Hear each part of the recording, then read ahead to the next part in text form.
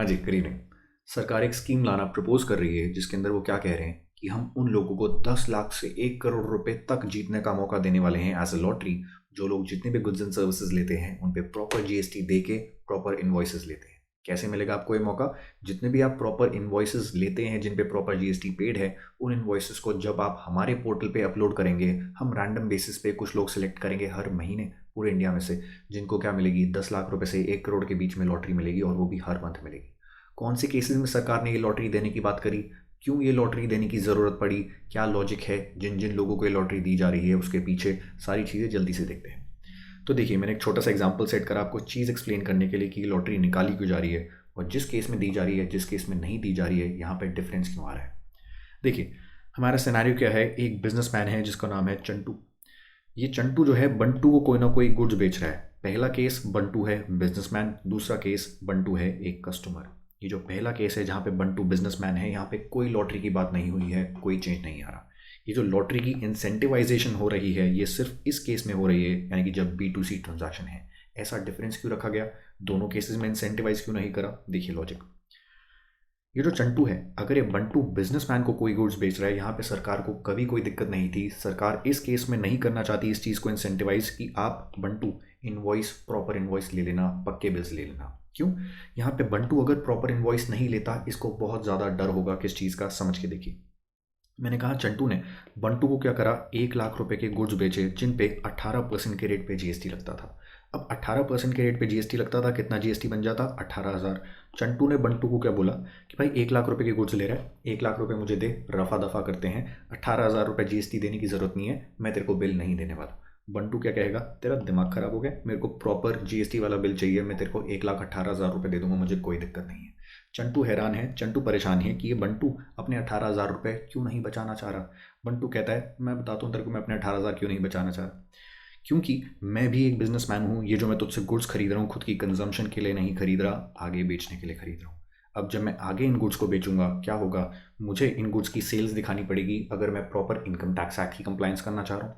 तो इन गुड्स की जब मैं सेल्स दिखाऊंगा, कुछ ना कुछ रेवेन्यू आएगा। खर्चा क्लेम करने के लिए मेरे पास इन गुड्स के प्रॉपर इन्वॉइसेस होने चाहिए। तो ये खर्चा मैं पूरा का पूरा इनकम टैक्स एक्ट में क्लेम कर लूँगा, आगे का रेवेन्यू दिखा दूंगा। Let's talk about this GST 18,000 का जो मैंने इनपुट पे करा है। अब ये 18,000 का जीएसटी भी जो मैंने इनपुट पे करा है, जब मेरी आउटपुट जीएसटी लाइबिलिटी आएगी उससे सेट ऑफ कर लूँगा, पूरा का पूरा इस 18,000 का क्रेडिट ले लूँगा। ये मेरा खर्चा नहीं बनने वाला। तो 18,000 जो मुझे एक्स्ट्रा देने पड़ रहे हैं जीएसटी के नाम पे, उससे तो मुझे बिल्कुल ही कोई टेंशन नहीं है। अब बंटू जो है इनवॉइस क्यों नहीं अवॉइड करना चाह रहा, क्योंकि अगर बंटू ने इनवॉइस अवॉइड करा तो ये बंटू इस गुड को कल को आगे जब बेचेगा ये भी इनवॉइस नहीं बना पाएगा, क्योंकि आपने इनपुट पे अगर इनवॉइसेस नहीं लिए, इनपुट आपने ब्लैक मनी की इस चेन के थ्रू लिया है, आपको आगे भी ब्लैक मनी की चेन ही कंटिन्यू करनी पड़ेगी। And Bantu will be in contravention of both income tax act and GST act. दोनों एक्ट की कॉन्ट्रवेंशन में होगा और दोनों एक्ट इस इंसान को हैविली पीनलाइज, हैविली प्रोसिक्यूट कर सकते हैं।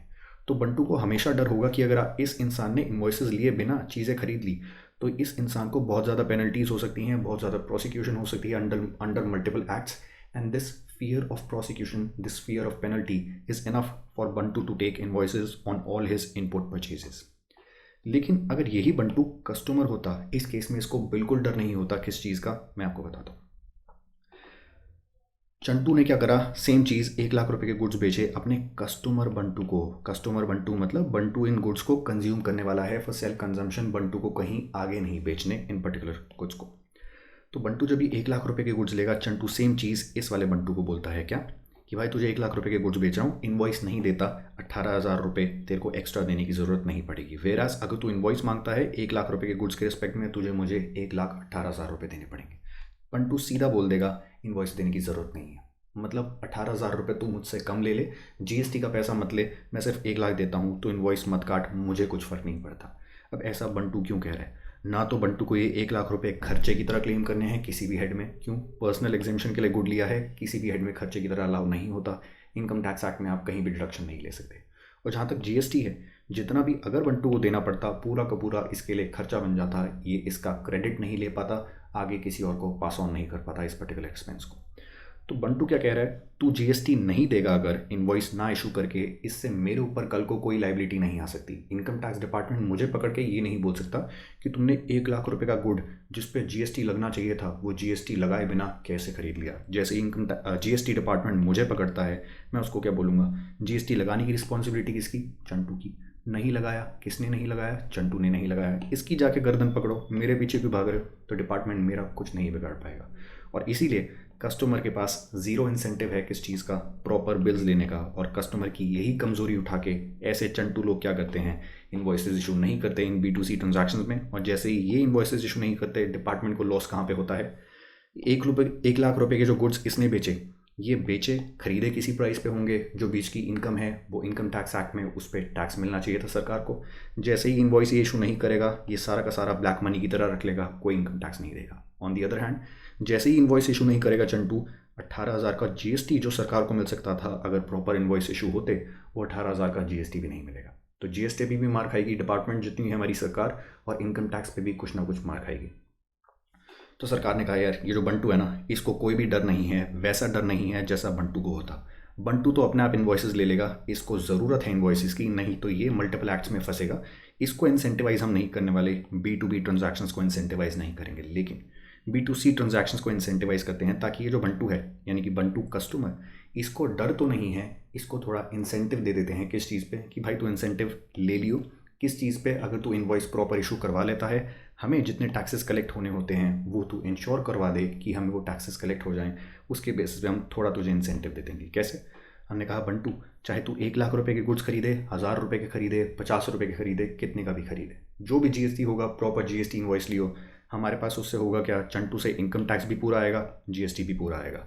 और इसके बदले में हम क्या करेंगे, तूने जो प्रॉपर बिल्स के साथ ये इन्वॉइसेस इशू करवा के जितने भी खर्चे करे हैं, उन इन्वॉइसेस को मंथली बेसिस पे अपलोड करियो हमारे जीएसटी पोर्टल पे, और हम रैंडम बेसिस पे तेरे जैसे होनहार अच्छे ईमानदार लोगों को पकड़ेंगे और उनको रैंडम बेसिस पे चूज़ करके 10 लाख से 1 करोड़ के बीच की लॉटरी देंगे, जिसमें तेरा नाम भी बिल्कुल आ सकता है ना। बंटू, इसको कोई डर तो नहीं है किस चीज़ का, कि अगर मैं जीएसटी नहीं देता अपनी परचेजेस पे तो मेरे ऊपर कुछ हो सकता है एक्ट्स में, ऐसा कोई डर तो नहीं है। लेकिन बंटू को भी एक इंसेंटिव दे दिया गया है, जिसकी वजह से शायद ये इंसान क्या करेगा, जिन केसेस में जीएसटी सही समझेगा कि मुझे देना चाहिए, उन केसेस में हो सकता है अब इसके पास इंसेंटिव होने की वजह से थोड़े ज़्यादा चांसेस हैं कि ये प्रॉपर इन्वॉइसेस बनाए।